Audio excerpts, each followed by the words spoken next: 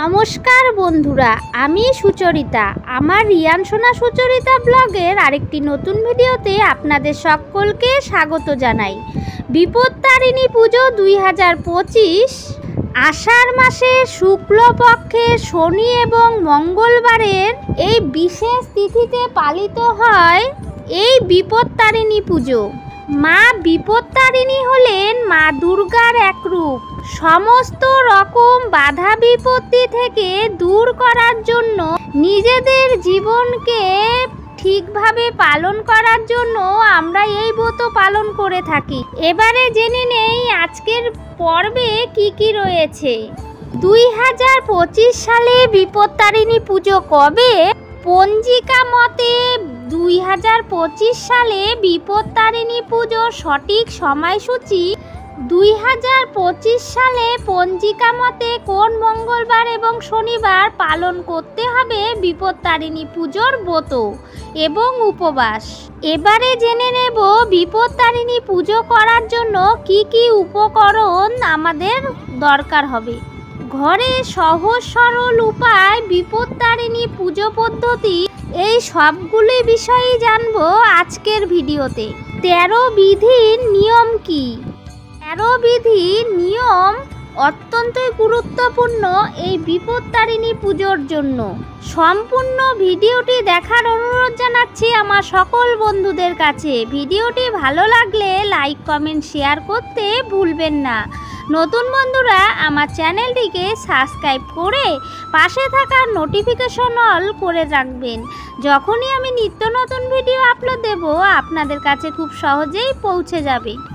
সারা বছরই বিপত্তারিণী মায়ের পুজো হয়ে থাকে। সেই বিশেষ মুহূর্তে বিপত্তারিণী পুজো মুহূর্ত যদি আমরা নিষ্ঠা ভরে নিয়ম মেনে করতে পারি তাহলে আজীবন বিপদমুক্ত থাকা যায় নিজের পরিবার ও নিজের প্রিয়জনদের। আষাঢ় মাসের শুক্লপক্ষের দ্বিতীয়া তিথি থেকে আষাঢ় মাসের শুক্লপক্ষের দশমী তিথি পর্যন্ত শনি এবং মঙ্গলবারই অনুষ্ঠিত হতে চলেছে এই বিপত্তারিণী পুজো। এবারে সবার প্রথমে জেনে নেব 2025 সালে প্রথম বিপত্তারিণী পুজো কবে। 28শে জুন শনিবার 2025 প্রথম বিপত্তারিণী পুজোর ব্রত সম্পূর্ণ হতে চলেছে। এই দিনটি হলো আষাঢ় মাসের শুক্লপক্ষের প্রথম তিথি। এবারে জেনে নেব 2025 সালে বিপত্তারিণীর দ্বিতীয় তিথি কবে। 1 জুলাই 2025 মঙ্গলবার বিপত্তারিণী পুজোর দ্বিতীয় তিথি। যারা প্রথম তিথিতে পুজো করতে পারবে না তারা এই দ্বিতীয় তিথিতে পুজো করতে পারেন। 2025 সালের প্রথম বিপত্তারিণী পুজোর যে পঞ্জিকা মতে তার কি সময়সূচি রয়েছে। 28শে জুন শনিবার 2025 ভোর 4:45 থেকে সন্ধে 6:09 পর্যন্ত প্রথম বিপত্তারিণী পুজো সম্পন্ন হবে। 2025 সালে বিপত্তারিণী পুজোর দ্বিতীয় ব্রতের সময়সূচি পঞ্জিকা মতে 1 জুলাই মঙ্গলবার ভোর 5:30 থেকে ব্রতের সময়সীমা শুরু হচ্ছে এবং আর সমাপ্ত হবে সন্ধে 5:09 মধ্যে। এবারে গুরুত্বপূর্ণ বিষয় হলো ব্রতের উপকরণ। 13টি ফুল, 13টি ফল, ঘট ছাড়া নতুন গামছা, হাড়ি, শীষ ডাব একটি, 13টি পান, 13টি সুপারি, 13টি গিট দেওয়া সুতো। প্রত্যেকটি সুতোতে যেন 13টি করে গিট থাকে, তাতে যাতে 13টি দূর্বা লাগানো থাকে, চন্দন, সিঁদুর, কর্পূর, তিল এবং 13টি প্রদীপ। এই 13টি প্রদীপ যেন কোনো রকম ভাবেই ভাঙা না থাকে। এর সাথে একটি দানপাত্র, না সাধ্যমতো আপনি দক্ষিণা দান করবেন। বিপত্তারিণী পুজোর কিছু নিয়ম রয়েছে, যেই নিয়ম না করলে বিপত্তারিণী পুজো অসম্পূর্ণ।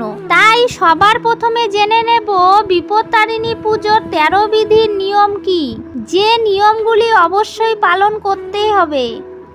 ব্রতের নিয়ম হলো যেদিন আপনি এই ব্রত করবেন তার আগের দিন অবশ্যই নিরামিষ আহার গ্রহণ করবেন। এরপর বিপত্তারিণী পুজোর দিন সকালে স্নান করে অবশ্যই লাল বস্ত্র পরিধান করবেন। বিপত্তারিণী পুজোর দিন কারো সাথে কোনো ঝগড়া বিবাদে জড়াবেন না। বিপত্তারিণী পুজোর দিন অবশ্যই অবলা জীবজন্তুকে ভোজন করাবেন আপনার সাধ্যমতো। বিপত্তারিণী পুজোর দিন যদি বাড়িতে কোনো ভিক্ষুক আসে তাকে অবশ্যই পূজার প্রসাদ প্রদান করবেন। বিপত্তারিণী পুজোর দিন ব্রতীরা কোনোভাবেই লবণ জাতীয় কোনো খাবার গ্রহণ করবেন না। বিপত্তারিণী ব্রত একবার পালন করলে পরপর 5 বছর এই ব্রত পালন করতে হয়। বিপত্তারিণী পুজোর তিথির সময়কালে নখ চুল দাড়ি কোনোভাবেই কাটবেন না। বিপত্তারিণী পুজোর ডুরির বিশেষ নিয়ম, 13টি দড়ি ঠাকুরের পায়ে আগে প্রদান করতে হবে। প্রত্যেকটি দড়ির মধ্যে 13টি করে গিট থাকবে আর 13টি করেই যেন দূর্বা থাকে।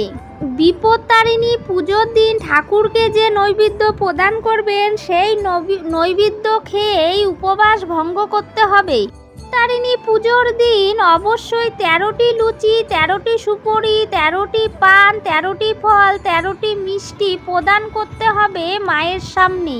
বিপত্তারিণী পুজোর দিন কোনোভাবেই চালের তৈরি কোনো খাবার গ্রহণ করবেন না। 13 বিধি নিয়মের সব থেকে শেষ নিয়ম হলো পুজোর পর ব্রত কথা পাঠ করলেই পুজো সম্পূর্ণ হবে, তাই এই নিয়ম পালন করা অত্যন্তই আবশ্যক। যখন পুজো শেষ হয়ে যাবে তখন পুজোর শেষে ব্রত পাঠ অবশ্যই করবেন, তবেই পুজো সম্পূর্ণ হবে। আশা করছি বন্ধুরা আজকের ভিডিও আপনাদের অবশ্যই ভালো লেগেছে। যদি ভালো লাগে তাহলে আমার চ্যানেলটিকে সাবস্ক্রাইব করে পাশে থাকা বেল বাটনটি অন করে রাখবেন বন্ধুরা। আমার পুরনো এবং নতুন বন্ধুদের অনেক অনেক ভালোবাসা জানিয়ে আজকের ভিডিওটি আমি শেষ করছি। সবাই লাইক কমেন্ট শেয়ার করতে ভুলবেন না। সবাই ভালো থাকবেন, সুস্থ থাকবেন। ধন্যবাদ বন্ধুরা।